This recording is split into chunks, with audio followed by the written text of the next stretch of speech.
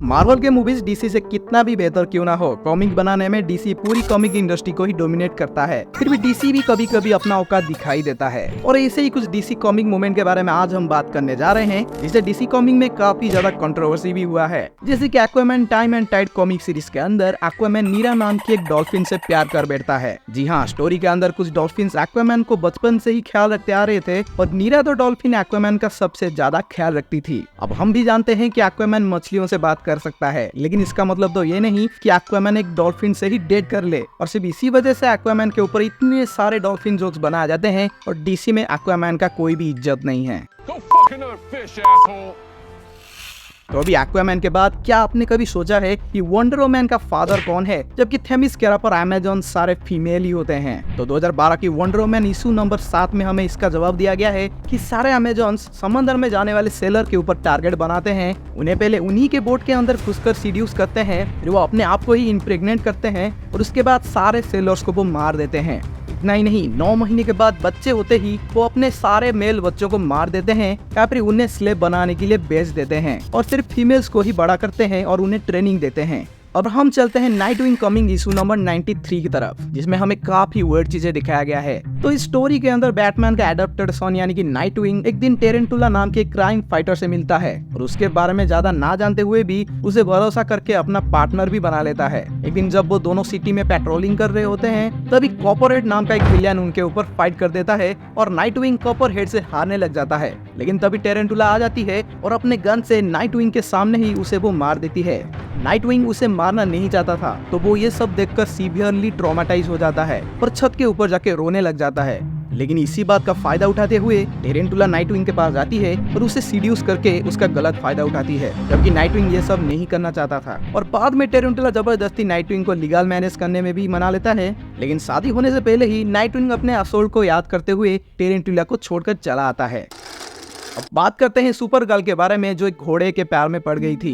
तो 1960 की इस वाले कॉमिक के अंदर सुपर गर्ल अपने सपनों में एक सफेद घोड़ा को अपने जान बचाते हुए देखती है। तो एक दिन सुपर गर्ल एक घोड़ों के बार में जाती है और वहाँ पर वो उसी तरह का एक सफेद घोड़ा देखती है। तो सुपर गर्ल उसे अपनी पेट बना लेती है। फिर वो दोनों मिलकर गैलेक्सी में घूमते हैं और काफी लड़ाइयाँ भी लड़ते हैं। लेकिन असली प्लॉट ट्विस्ट तभी आता है जब कॉमेट अचानक से इंसान बन जाता है और सुपर गर्ल पहले तो घबरा जाती है, लेकिन बाद में उसे प्यार करने लगती है। तब पता चलता है कि ये घोड़ा एक सेंट्योर यानी कि आधा घोड़ा और आधा इंसान है। और जब वो पूरा इंसान बनने के लिए एक विजार्ड से पोषण लिया था, तब वो पूरा इंसान बनने के बजाय पूरा घोड़ा ही बन गया था और वो जानबूझकर टेलीपैथी की एबिलिटी से सुपर गर्ल को सपने दिखाकर इम्प्रेस कर रहा था। अब डीसी में विलियंस को ना मानने की बात आए तो बैटमैन का नाम पहले आता है, लेकिन आपको ये यकीन नहीं होगा कि बैटमैन के पहले के कॉमिक्स के अंदर बैटमैन ने कई विलियंस को बहुत ही दर्दनाक मौत मारा है। जैसे कि डिटेक्टिव कॉमिक इशू नंबर 27 के अंदर उसने एक फ्रॉड बिजनेसमैन को एसिड में फेंक दिया था। इशू नंबर 29 में डॉक्टर डेथ को उसी के लैब में जलाकर मार दिया था। इशू नंबर 30 के अंदर वो एक मर्डरर के गर्दन पर लात मारकर मार दिया था और इशू नंबर 32 में वैम्पायर को सिल्वर बुलेट से मार दिया था। 37 में एक और आदमी को भी मारा था और all star Batman and robin comic के अंदर क्रिमिनल्स को तो वो जिंदा जला दिया है। अभी बात करें 1988 में आए डीसी की वंडरस कॉमिक इशू नंबर 12 के बारे में, जिसमें हमें कुछ सुपर हीरोज को एक प्लैनेट पर डायनासोर के एक्सटिंक्शन को रोकने की कोशिश करते हुए दिखाया गया है। इस प्लैनेट में रेडियो एक्टिव फॉग की वजह से डायनासोर मर रहे थे और अगर डायनासोर बाढ़ में इवॉल्व नहीं हो जाते हैं तो शायद वो प्लैनेट में सारे डायनासोर ही खत्म हो जाएं। तो स्टोरी के अंदर इनके ग्रुप में एबीएक्स नाम का एक सुपर हीरो होता है जो कोई भी बाढ़ में ट्रांसफर हो सकता है। तो उन्होंने वही किया जो आप सोच रहे हो। तो वो उस प्लैनेट में जाते हैं, एबीएक्स बाढ़ में ट्रांसफॉर्म हो जाता है और डायनासोर के साथ मीटिंग करना शुरू कर देता है। इसके डायनासोर के बच्चे बाढ़ में इवॉल्व होना शुरू हो सके। पता नहीं राइटर्स का क्या फैंटेसी रहा होगा जिसके वजह से ये सब लिखना पड़ा है।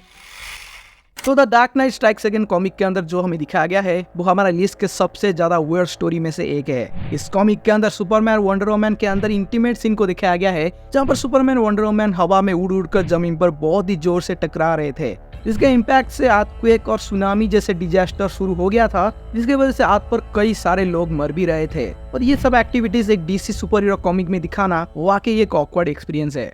अभी एक लव स्टोरी के साथ वीडियो को एंड करेंगे। तो इस वाले कॉमिक के अंदर बैटमैन और सुपरमैन लोगों को बचाते हुए काफी स्ट्रेस में होते हैं। तभी एक एलियन मीटियोर उनके सामने आके गिरता है और सुपरमैन उसे घर ले आता है। वहीं पर ये एलियन मीटियोर के अंदर से निकलकर बैटमैन और सुपरमैन के इमोशन एनर्जी को ऑब्जर्व करने लगते हैं और वो एलियन ये बोलते हैं कि उनका प्लैनेट खत्म हो गया है और वो अभी सिर्फ इमोशनल एनर्जी से ही बच सकते हैं, लेकिन वो अर्थ को इन्वेड करना नहीं चाहते हैं और उसके बाद कोई ऑकवर्ड मीटिंग सेशन शुरू कर देते हैं। ऑकवर्डली सुपरमैन और बैटमैन रोते हुए ये सब देख रहे थे और उन एलियन को ना मरने के लिए भी बोल रहे थे, लेकिन वो एलियन मीटिंग के बाद ही मर जाते हैं और इसके साथ हमारा ये वीडियो खत्म हो जाता है। तो वीडियो अच्छा लगा तो वीडियो को लाइक कीजिए और भी ऐसे वीडियोस को देखने के लिए चैनल को सब्सक्राइब कीजिए और हम फिर मिलेंगे इसी चैनल पर। तब तक के लिए थैंक्स फॉर वॉचिंग।